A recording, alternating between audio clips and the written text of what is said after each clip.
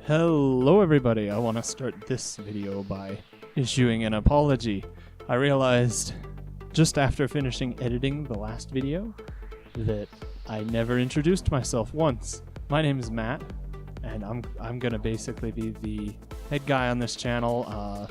My friend Andrew is supposed to be on regularly, but it looks like he'll probably, at least for now because of scheduling issues, only be on once in a while. And he's not going to be in the video today either. But I'm back again with my roommate Daniel, following up on the video that was the first one that went up on the channel, where we built him an intro-level gaming computer out of a Dell Precision T1500. And today we're going to run some benchmarks on it, and I'm going to talk a little bit about why we picked the parts that we picked, and also what kind of prices Daniel paid for that machine to justify why we picked the parts that we did as well. So without further ado, let's get started. So I'm starting out here with Cinebench R15, a very, very popular CPU benchmarking tool used very widely. It's very good at using multiple cores and multiple threads, so it's a really good indicator of how your CPU will perform under really heavy stress. Not necessarily a great indicator of how it performs in games, but a synthetic test like this is good at getting a general idea of how much raw compute performance your CPU is capable of handling. So the score that came out of Cinebench here for the CPU is 318 CB, and it's not horrible, it's also not brilliant. It's definitely not brilliant at all, but considering this is a first-gen iCore processor and it's running at its stock speeds, it's not overclocked, that's a pretty respectable score, and I think Daniel will get the performance out of it that he needs to run the games that he's planning on running, mostly Civ 5, I think. Moving right along, what I've got here is MSI Afterburner. It's an overclocking program for your graphics card. We're using it to overclock the 5750 that we talked about in the last video to get better performance in graphics while Daniel's going to be using games. So I've got the core clock literally maxed all the way out as far as it'll go. The thermals take it fine, and it doesn't thermal throttle at all. I'll leave a link to a guide on how to use this program in the description by JayzTwoCents. He does a really good job at describing the ins and outs of how to use it. And then the memory we have overclocked up a pretty fair degree up. It wasn't going any further than that, but it is stable where it's at.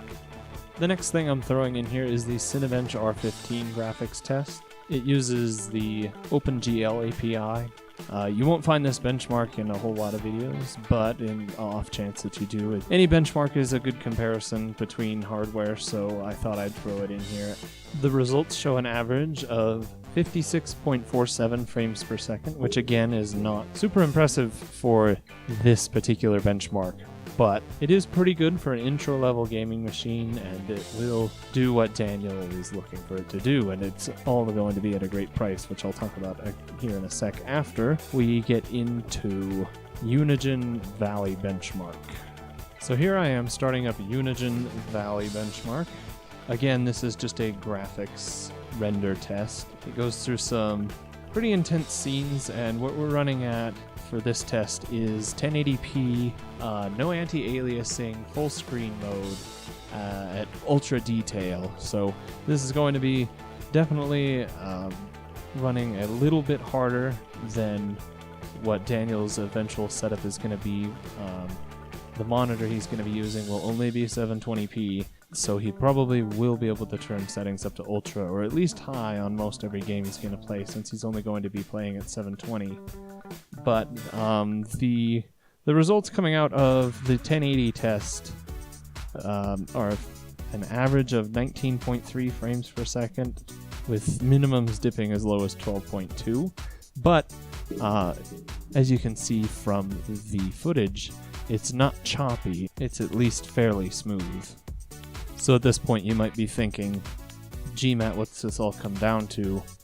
Why is this such a spectacular machine? Well, like the title of the last video implies, Daniel did only pay about $100 for this machine. Yeah, it was $65 for the Dell Precision T1500 and $35 for the graphics card.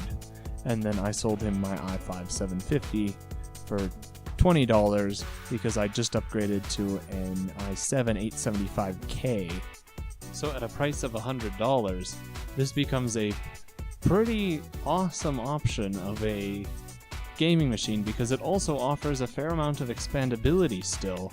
He can still get an SSD to help increase, or rather decrease, boot times and get some faster storage in the machine.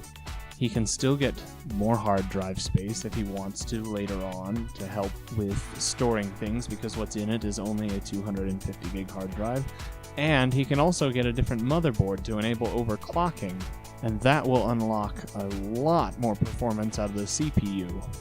I'll throw a link to Linus Sebastian's guide to overclocking the i5 750 into the description of this video. It's fairly old, he's still on NCIX in that video, but it's definitely still applicable for the overclocking of machines with the i5 750.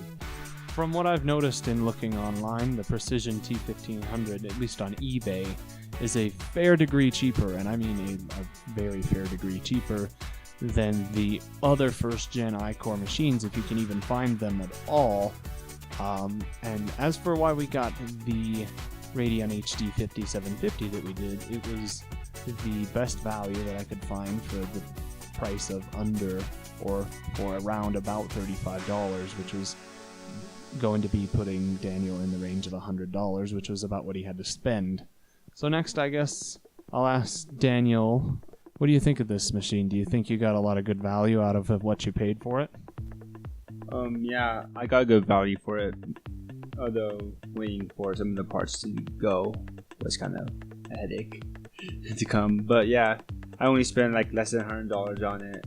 Mostly because this guy knows what he's doing. I was thinking computer parts were more expensive until, the internet can find things for cheaper. So, yeah, good value.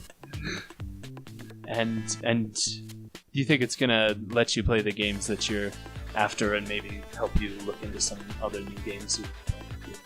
Yeah, I mean, I'm not that much of a gamer. I really like using a lot of emulators, and of course, he said I like playing Civ. And yeah, like the graphics on laptops can usually handle Civ, so we made sure this can handle at least more than what a laptop can. So I feel like I can. It will be able to do what I want it to do. Yeah. All right. Thanks, Daniel.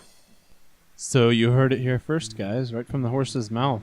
Daniel thinks it's going to be a really good value for what he's going to be putting it to use for, and you'll probably see this machine in a couple future videos, as well as a little bit more on mine. I think the next video I'm going to put up is just going to be a kind of an overview of my machine and what's in it, and some benchmarks on it as well.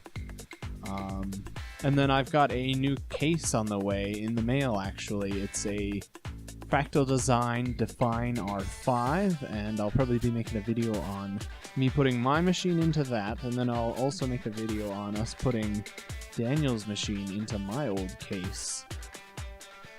So stay tuned for those future videos coming up. And as for right now, thanks for watching Mountain Computers. Subscribe if you really like the channel, and throw a like on this video if you liked it, and dislike if you dislike. Leave a comment if you have any ideas that are a little bit more complicated than that, and check out our website. I forgot to link that in the last video. There's not a whole lot there yet, but if you keep checking back, hopefully eventually we'll put something up there, and I'll link that in the description, and I'll talk to you guys next time. Have a good one.